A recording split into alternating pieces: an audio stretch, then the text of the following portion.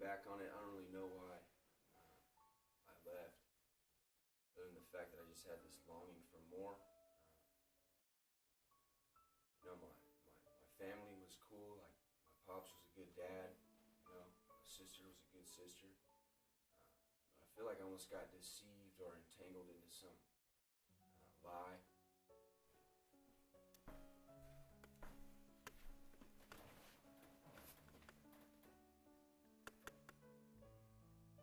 It had been quite a few months that my brother had been gone, and I had taken up a lot of his responsibilities, and one of which was taking care of my father. He was getting older, and he needed to be taken care of and checked on every once in a while.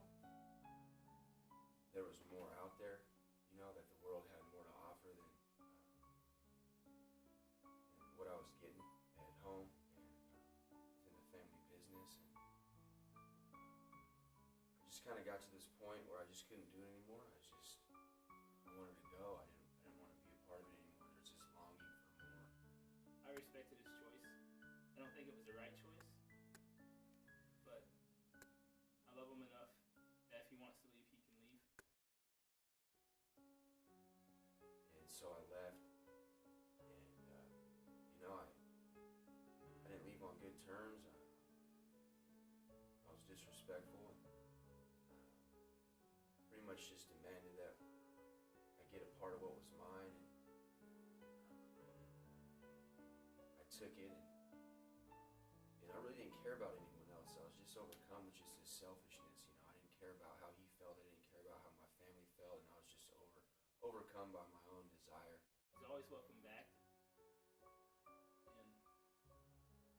if he comes home, he comes home. If he doesn't, my heart will always long for him, but this is always his home. And I just left, and in turn pretty much didn't care about anyone. I didn't care really if they were living or dying or where they were at. All I cared about was meeting my own needs. So I left, and I was full-blown mission to just meet my own desires. I would just look out the window, and I hoped that he would come back. I hoped that I'd see him walking up the road. Just drive up in the driveway and just knock on the door. I just want to see his smile and just a glimmer in his eyes, like when he was a little kid, and we used to play together. He's always had a big smile on his face. I missed it. I miss just playing with him and just getting to love on him, just being his dad. Partying, I got into partying really bad. I got into drugs, just chasing after women and money, and just the things of this world, trying to fill that void, constantly trying to fill that void that I felt, and that longing for more.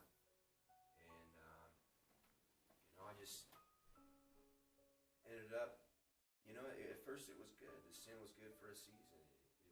It was enjoyable, The drugs and all that stuff eventually fades out, though. The women fade out, the money fades out, and people don't really want to be a part of your life anymore. Once you don't have something that they want. And I ran out of resources, and the drugs took me to a new low, and I tried to get a job, and I just tried to stay on my feet after I ran through the money that I had, and no one wanted anything to do with me.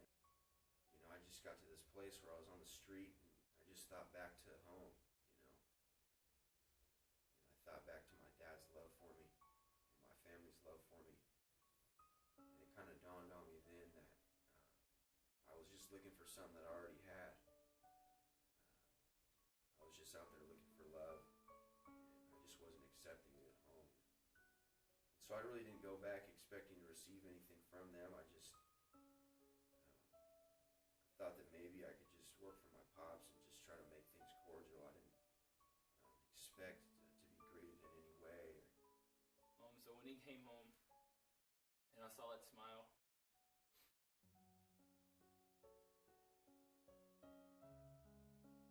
it just made me think of when he was a kid, and this made me light up with joy. At first he wasn't smiling. I could see the pain in his eyes. I could see that he went through a lot of stuff out there. But, that's bridge under the water. Like, what can you do? It's your son. And as I'm walking up to our house, I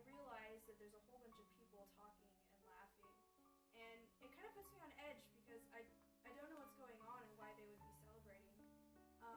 So I walk in and I pull somebody aside and ask what's going on. And looking at me like I should have known, they tell me that my brother's back. Immediately, a whole bunch of anger and just a whole bunch of emotions come into me because my brother's back. And all I can think about is what he did, and he left, and expecting my dad to give him all the inheritance. And I immediately go to look for my father, wondering what's going on, why it's going on. I find him and just look at him and say, "How could you? How could you do this?" And I run off. And after I've ran a little ways, I hear my father calling me. And all I can say with all my anger and just all the emotion that I have is, how could you do this? After all he did to you, I mean, you just clothe him, you feed him, you're giving him everything and celebrating him when he wished that you were dead. He's still my son, and even though Cherish stayed, she's still my daughter. Kind of hurt me because what I had is always hers, and it's always been hers. So when she just felt like I didn't love her, it honestly threw me back a little bit. So I just let her know that I loved her and that I'll always be there for her, and that she doesn't have to worry about me loving Robbie more than I love her. It's my love is equal. My love is, I'm a father. I love both of my children dearly. I just came down the driveway and Pops came outside